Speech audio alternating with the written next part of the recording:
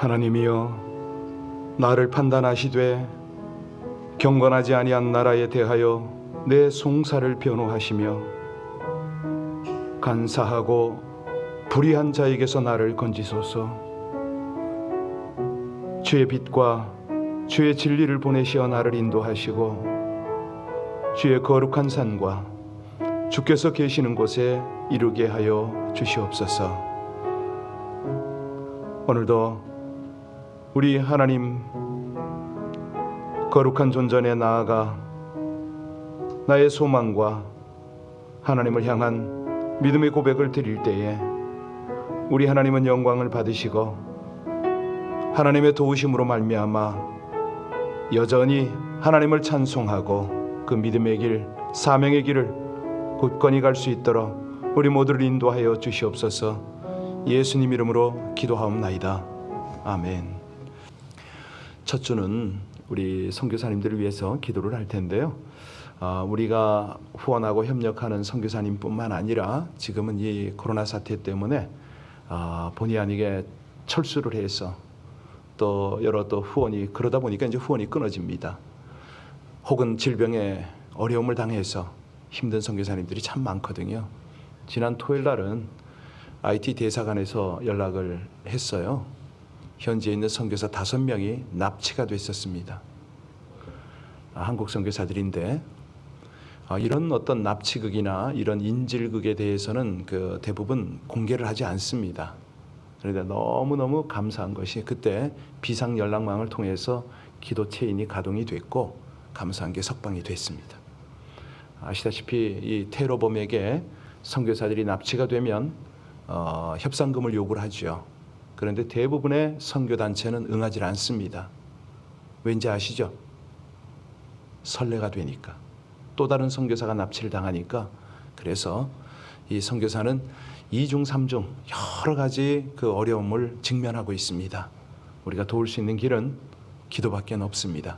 우리 한 분 한 분 선교사님을 올려드리고 우리가 예측하지 못한 어려움을 당하고 있는 선교사님들도 하나님 은혜 가운데 보호받고 은혜의 길, 사명의 길을 여러분 우리가 지금 찬양했어요. 너 주님만 믿고 늘 따라가라. 이걸 찬양하기에는 우리 선교사님들의 희생과 헌신이 너무 큽니다. 우리가 할 수 있는 중보로 함께 동역을 하도록 하겠습니다. 같이 기도하십니다. 아버지 하나님, 이 아침에도 하나님께서 주시는 거룩한 부담을 쫓아 우리 선교사님들을 하나님 앞에 올려드리며 간절히 기도합니다. 코로나에 걸려서 후원이 막혀서 선교지에서 추방을 당해서 여러 가지 어려움 중에 있는 우리 선교사님들 한 분 한 분을 아십니다. 심지어는 납치를 당하고 그런 가운데도 우리 하나님과 복음을 위하여 헌신하는 귀한 당신의 일꾼들을 보시지 않습니까? 아버지 하나님, 저들을 안전하게 지켜주시옵소서. 모든 질병에서 건져주시고 위험에서 건져주시고 무엇보다도 모든 필요를 채워주셔서 하나님 원하시는 그 은혜의 길, 믿음의 길, 아버지 하나님께서 기대하시는 그 헌신의 길을 끝까지 잘 달려가게 하여 주옵소서. 저들 가운데 함께 중보하며 동역할 수 있는 길 오직 중보밖에 없음을 고백합니다. 아버지 하나님, 우리의 기도, 우리의 연약한 믿음, 이 중보를 받으셔서 하나님 나라를 이루시고 모든 선교사님들을 안전한 가운데 인도하여 주시기를 저들이 마음껏 헌신하고 주께서 기대하시는 열매들을 맺어갈 수 있도록 아버지 하나님 은혜 베풀어 주시기를 간절히 원합니다. 이 주간도 우리 하나님의 은혜가 모든 선교사님들을 두르시고 우리와 협력하고 연합하는 귀한 선교사님들을 붙드셔서 끝까지 믿음의 길을, 헌신의 길을 잘 달려갈 수 있게 하시기를 간절히 원합니다. 우리 모두의 구원의 주요, 선교의 사령관 되시는 우리 주 예수님 이름으로 기도하옵나이다. 아멘. 오늘은 출애굽 38장입니다. 1절로 20절까지입니다. 출애굽기 38장 1절로 20절까지의 말씀을 다 같이 합독하십니다. 그가 또 조각목으로 번제단을 만들었으니 길이는 5규빗이요 너비도 5규빗이라 네모가 반듯하고 높이는 3규빗이며 그 네 모퉁이 위에 급불을 만들되 급불을 제단과 연결하게 하고 제단을 노스로 쌌으며 제단의 모든 기구 곧 통과 부삽과 대야와 고기 갈고리와 불 옮기는 그릇을 다 노스로 만들고 제단을 위하여 놋 그물을 만들어 제단 주위 가장자리 아래에 두되 제단 절반에 오르게 하고 그 놋 그물 네 모퉁이에 채를 깰 고리 넷을 부어 만들었으며 채를 조각목으로 만들어 놋으로 싸고 제단 양쪽 고리에 그 채를 깨어 매게 하였으며 제단의 널판으로 속이 비게 만들었더라. 그가 놋으로 물두멍을 만들고 그 받침도 놋으로 하였으니 곧 회막문에서 수정드는 여인들의 거울로 만들었더라. 그가 또 뜰을 만들었으니 나무로 뜰의 남쪽에는 세마포 포장이 100규빗이라. 그 기둥이 20이며 그 받침이 20이니 노시오 기둥의 갈고리와 가름대는 은이며 그 북쪽에도 100규빗이라. 그 기둥이 20이며 그 받침이 20이요 노시오 기둥의 갈고리와 가름대는 은이며 서쪽의 포장은 50규빗이라. 그 기둥이 열이요 받침이 열이요 기둥의 갈고리와 가름대는 은이며 동으로 동쪽에도 50규빗이라. 문 이쪽의 포장이 15규빗이요 그 기둥이 셋이요 받침이 셋이며 문 저쪽도 그와 같으니 뜰문 이쪽 저쪽의 포장이 15규빗이요 그 기둥이 셋씩 받침이 셋씩이라.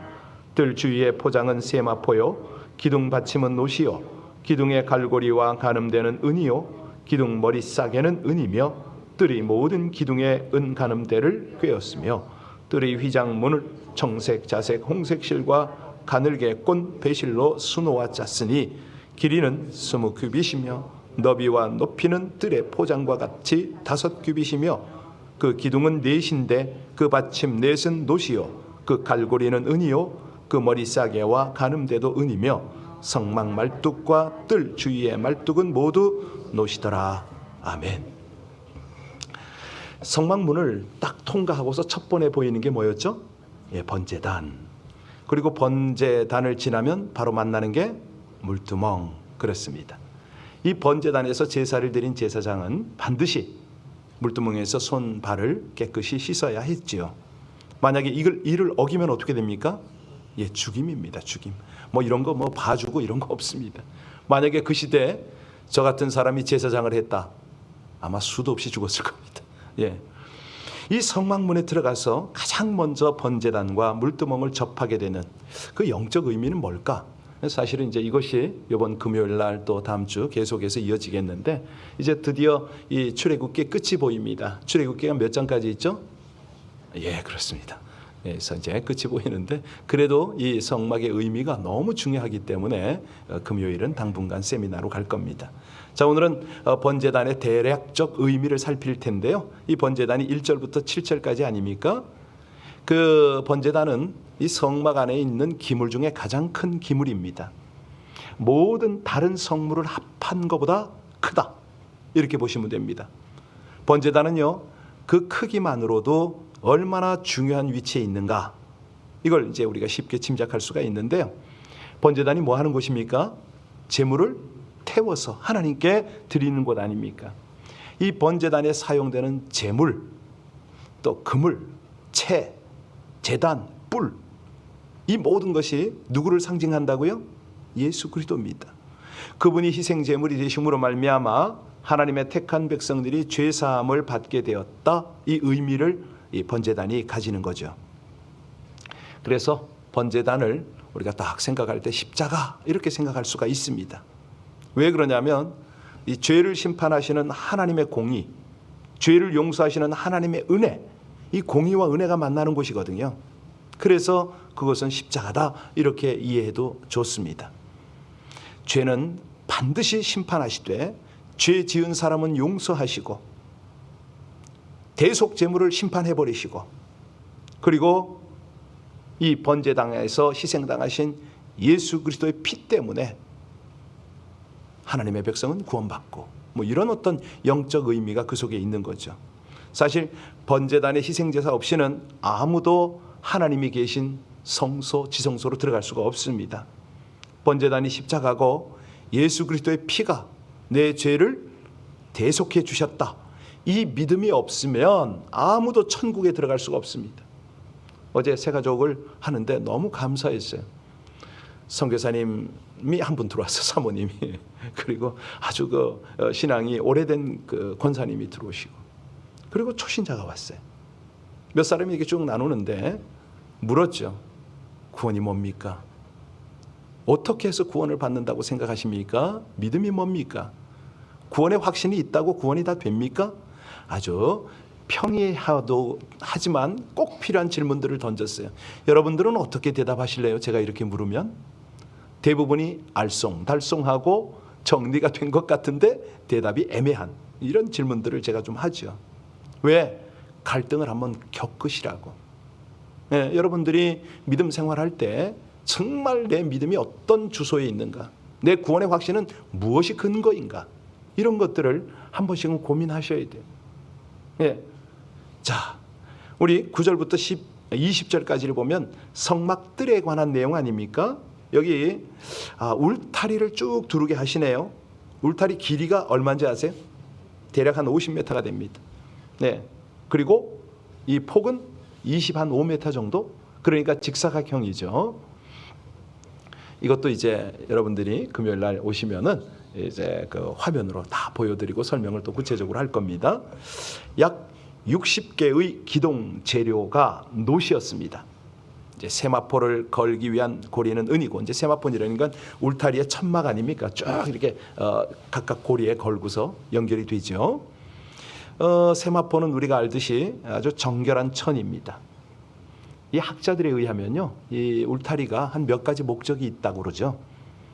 첫째는 불법한 자들의 접근을 막고, 둘째는 맹수들의 침입으로부터 보호하고, 셋째는 이방인과 하나님 백성들의 구별, 이제 이걸 막아야 될 거 아닙니까?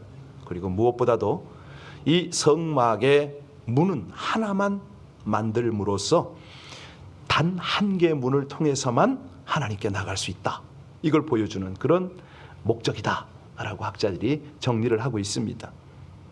자, 이제 우리가 어제도 보고 오늘도 보지만은 이 모든 식양은 하나님이 지시한 하나님의 방법대로 지금 만들어갑니다. 그죠?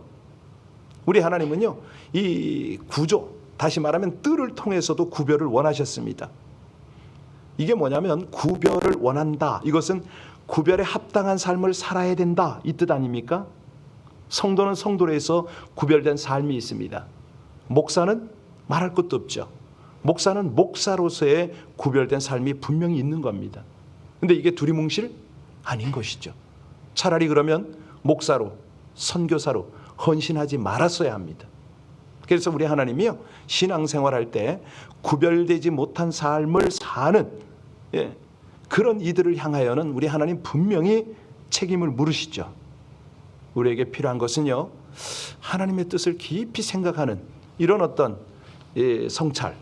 사실 불교나 이런 데는 막 자가 성찰 이런 것들을 하는데 우리 개신교는 이런 것들을 잘 안 해요. 필요한 건데 그분이 우리에게 울타리가 되어 주시잖아요. 울타리가 우리의 삶을, 가정을, 직장을 다 보호해 주시는데 약속도 하셨고 직접 그렇게 하세요. 그런데 나는 그 보호와 은혜는 받을 줄 알면서 내 직분, 내 책임은 감당하지 않네요. 이 개신교가 정말 잘못되고 있는 게 그런 겁니다. 예수를 믿음으로 구원받았다고 하니까 천국은 따놓은 당상처럼 여기고 내 책임은 하나도 하지 않네. 얼마나 심각한지 몰라요. 하나님의 보호의 확신을 가진 다윗의 고백처럼 사망의 음침한 골짜기를 다녀도 해를 두려워하지 않을 것, 당당함이 있잖아요. 왜? 그분의 소유니까. 그분의 안에, 울타리 안에 양떼로 있을 때는 문제가 없습니다. 그런데 중요한 건 뭐냐면 그분과 연합한 삶이죠. 근데 그냥 연합이 되느냐 이거예요. 안 되거든요. 어떨 때 연합이 됩니까? 죄로 인한 오염이 없을 때, 그때 연합이 되잖아요. 자, 우리가 이 특권을 누리기 위해서는 책임을 감당해야 되는데 여러분 잘 아시는 그 간디 같은 인도의 국부 같은 사람들은 현대 사회의 7대 악 뭐 이런 거를 말합니다. 어떤 악이냐? 원칙 없는 정치, 도덕성 없는 상거래, 일하지 않고 얻으려는 행운, 양심 없는 쾌락, 인간성을 잃어버린 과학, 개성 없는 교육, 마지막으로 헌신 없는 예배, 이 얘기를 합니다. 정말 여기서 뜨끔하잖아요. 다 걸릴 수 있는데 마지막 헌신 없는 예배, 이건 무슨 뜻이냐면 희생 없는 제사라는 거거든요. 입술로만 예배하는 걸 말합니다. 입술로만. 우리 삶이 열매 없는 무미건조한 삶이라면 왜 무미건조할까요? 헌신이 없어서죠. 하나님을 향한 헌신이 없으면 말만 들으면 뭐합니까? 은혜를 받으면 뭐해요? 실천이 몸이 안 따라가는데. 참 우리가 이 초대교회 성도들을 보고 또 하나님께 헌신되어진 사람들의 삶을 이렇게 살펴보면요, 그들에게는 향이 있습니다. 달라요. 오늘 우리는 이 성막을 누가 지금 짓고 있습니까? 기구들을 누가 만들고 있죠? 부살렐과 오홀리압. 믿음과 재능이 충만한 부살렐과 오홀리압은 하나님의 부름을 받아서 하나님이 임재하시는 처소, 이 성막, 또 혹은 회막이라도 하죠. 왜냐하면 하나님이 백성들을 만나 주시는 곳이니까 미팅을 하는 회막 만들었어요. 하나님의 지시로 만들어요. 지금 오늘 마지막 번에는 뭘 만들었냐면 물두멍이잖아요, 그죠? 여러분, 물두멍의 용도가 뭐죠? 그렇습니다. 번제단에서 들어가면 온몸에 피가 낭자했을 거 아닙니까? 냄새가 가득할 거 아닙니까? 그래서 물두멍에서 손, 발을 깨끗이 씻고 제물을 잡아 제사를 드렸습니다. 그 이제 다 씻고 나와 이제 거기가 물두멍이죠. 그 물두멍의 의미는 뭐죠? 정결이잖아요. 그러니까 구약은 말할 것도 없고 신약의 성도들이 하나님과의 거룩한 만남을 위해서는 우린 어떻게 정결을 할 수가 있습니까? 예수 그리스도의 보배로운 피로 죄악된 영혼, 육체를 깨끗이 씻는 거, 이게 물두멍을 상징하잖아요. 신약이 실체니까 왕 같은 제사장인 우리가 하나님 앞에 나아갈 때 반드시 예수님의 보혈과 말씀으로 정결케 하는 과정이 필요하거든요. 자, 우리 저기를 한번 볼까요? 8절 한번 보겠습니다. 8절 같이 다시 한번 봉독합니다. 그가 놋으로 물두멍을 만들고 그 받침도 놋으로 하였으니 곧 회막문에서 수종드는 여인들의 거울로 만들었더라. 여러분이 설교를 여러 번 들으셨을 거예요, 이거? 거울로 만들었더라. 여기 물두멍은요, 회막문에서 제사장과 함께 드리는, 제사 드리는 일을 섬기는 여인들의 놋 거울로 만들어졌다. 그 AD 1세기에는요 유리가 없었잖아요. 거울이 발명되기 전입니다. 그래서 청동을 거울로 만들어 사용했습니다. 그러니까 여성과 거울은 불가분이죠. 더군다나 당시 거울은 여인들에게 가장 소중하고 값진 것이었거든요. 이 청동 거울은 대단히 희소하고 그리고 값진 것이었는데 고고학 자료에 의하면 애굽 왕에게 진상하는 그런 거였답니다. 자, 여기서 이제 우리가 오늘 설교 제목으로 붙였는데요, 죄와 오염들을 해결하는 비결을 배우게 됩니다. 그 첫 번째는 뭐냐면 주님께 사랑을 드리는 거죠. 그럴 때 이 죄와 오염들을 해결할 수가 있습니다. 우리가 지금 이 헌신을 지금 보고 있다고 그랬잖아요.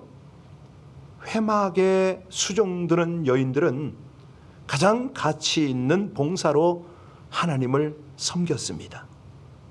내가 쓰고 남은 거 아닙니다. 그런 잉여물이 아니에요. 내게 있어서 가장 소중하고 가치 있는 것을 가지고 봉사를 할 때 사랑의 증거가 나타난 거죠. 아마 이 여인들이 이 물두멍에서 정결 의식하는 거를 잘 알고 있었어요. 하나님의 뜻과 의도를 알고 있었다는 거예요. 그러니까 이 물두멍의 재료들과 자신들이 이 헌신해야 되는 이것들을 놓치지 않는 거죠. 아, 그렇구나. 내가 가진 가장 귀한 이 거울을 들여서 하나님 앞에서 내 영혼을 정결하게 할 수가 있다면, 하나님께 온전한 사랑을 드릴 수가 있다면 그 마음 가지고 지금 헌신하는 거 아닙니까? 이 여인들에게 일어나는 이 헌신의 불길은요, 거울을 헌납함으로 하나님의 성막을 짓는 그 귀한 역사에 놀랍게 쓰임 받습니다. 이거 굉장히 중요한 거 아닌가요? 제가 청년들하고 집회를 할 때마다 제가 부탁하는 게 있어요.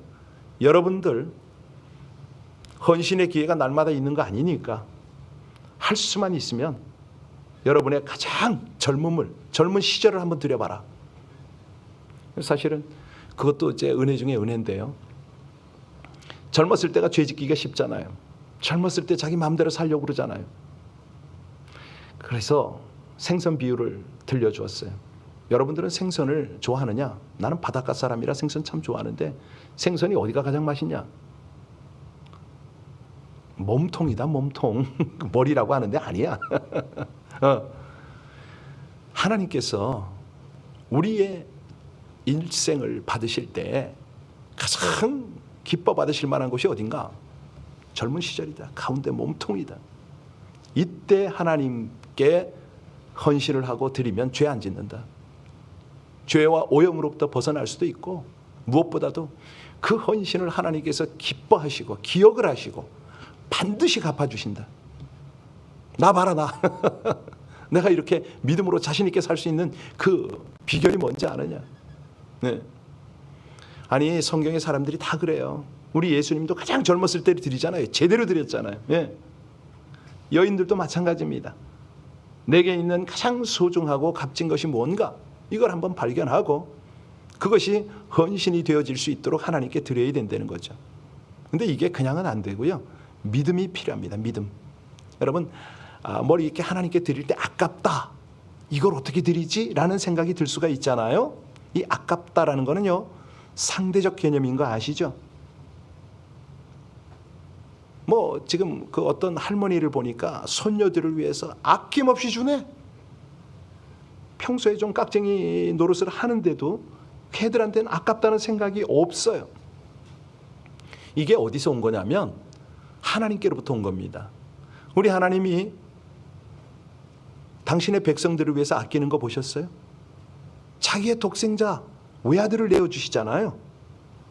우리가 아직 죄인 되었을 때 죄인임에도 불구하고 하나님은 우리를 사랑하셔서 그 아들 그리스도 예수를 죽이심으로 하나님의 사랑을 확증해 주셨다. 이걸 우리 뭐라 그래요? 복음이다. 아낌없이 남김없이. 그래서 우리가 딱 십자가를 보면 뭘 느낍니까? 하나님의 사랑과 동시에 우리 인생의 가치를 느끼잖아요. 내 인생이 이 정도 가치가 있는 거야? 하나님 이렇게 하시는 거야? 이거 깨달아지잖아요. 그래서요, 이 회막에 수종드는 여인들은 어떤 성숙한 내면의 믿음으로 아깝다는 생각을 하지 않습니다. 물질을 다스리는 능력을 얻은 거예요. 초월하는. 여러분 딱 믿음의 사람들 보면서 그런 사람 보면 부럽지 않으세요? 어떻게 저렇게 할 수 있어요? 미련하다고 보나요? 아니죠. 전 그렇게 안 봅니다. 딱 일생을 하나님 앞에 올인하고 자기가 가진 모든 것들을 아낌없이, 그게 물질이 됐든 시간이 됐든 정성이 됐든 딱 드릴 수 있는 사람을 보면 너무 귀하게 여겨져요. 하나님 그렇게 보시니까. 자, 이 물두멍에는 거울을 들인 여인들의 뭐 이름이 새겨지길 합니까? 뭐 어떻습니까? 아무것도 없거든요. 뭐 보상이 있다? 이것도 기약이 없어요. 그런데 자발적 헌신을 했다는 거 아닙니까? 자발적. 그러니까 이스라엘 백성들은 자기 이름을 내고자 성막을 짓기 위한 물질을 가져온 사람이 하나도 없어요. 그렇죠? 우리 성막 보면서 다 알잖아요. 무슨 뜻이냐면 오직 자원하는 마음으로, 즐거운 마음으로 물질을 드렸다. 그래서 우리가 출애굽기 36장 그 2절로 7절에 보면 모세가 뭐라고 그러죠? 이제 그만 가져오라고. 그만 가져오라고. 이 정도가 됐어요. 우리가요, 바로 이런 겁니다. 우리 안에 있는 온갖 탐욕, 죄들을 없애는 방법은 딱 이겁니다. 하나님을 향하여 아낌없이 봉사하는, 자원하는 거, 헌신하는 거죠. 예, 자원하는 심령으로 드리는 거예요. 이거는 어떻게 가능하냐? 기회를 놓치지 않을 때 가능합니다. 아까도 말씀드렸지만 젊음의 기회, 헌신의 기회를 놓치지 않을 때. 뭐 우리가 다 알지 않습니까? 이제 나이 들고 힘없고 그러면 헌신 못 하잖아요. 우리 장로님도 계시지만 그래도 체력이 있을 때는 부지런히 나가서 주차장 얼마나 열심히 관리하셨어요. 근데 뭐 지금은 아니 가서 하려고 해도 못하게 장로님 쉬시죠 이렇게 되는 거예요. 예, 그러니까요 헌신의 기회가 주어졌을 때 절대 놓치시면 안 됩니다. 네, 우리 인생의 가장 중요한 시점에서 가장 소중한 것을 드릴 수 있어야 되는 거죠. 그런데 이 헌신은 날마다 연속되어야 하지만 일생의 중요한 획을 긋는 헌신의 기회는 자주 오지 않는다. 절대 자주 오지 않습니다. 여러분, 그 성경에 보면요 기가 막힌 장면들이 몇 번 나오는데 그 중에 뭐 다윗은 말할 것도 없고 아브라함의 경우를 한번 생각해 보세요. 아브라함에게 제대로 헌신할 수 있는 기회가 있었잖아요. 그때가 언제였죠? 뭐 여러 번 있었습니다만은 뭐 롯과 뭐 이렇게 뭐 지역을 뭐 이런 하나님의 그 약속을 따라서 헌신하는데요. 이삭을 드릴 때 기억하시죠? 그 장면은 아브라함의 인생에 유일하게 한 번 등장합니다. 그 기회, 우리 삶에서 헌신의 결정을 드리는 순간, 이게 필요하다는 거죠. 이게 우리 신앙의 수준을 결정하는 거고요. 하나님과의 관계를 증거하는 겁니다. 예, 하나님의 부르심이 있으면 나이에 상관없이 예, 제가 가겠습니다. 제가 여기 있습니다. 선교로 헌신할 수도 있고요. 또 하나님께서 우리를 중보자로 부르고 또 다른 어떤 각각의 부르심을 따라서 하나님이 요청을 할 때 예, 하나님 제가 드리겠습니다. 이게 바로 축복의 기회 아닙니까? 은혜의 기회예요. 예, 이럴 때는요, 예, 죄 지을 틈이 없습니다. 우리 생애의 결론은 얼마나 주의 거룩한 영광을 위해서 자신을 헌신할 수가 있느냐. 할 수만 있으면 자신뿐만 아니라 가족이, 공동체가 제대로 헌신할 수 있느냐.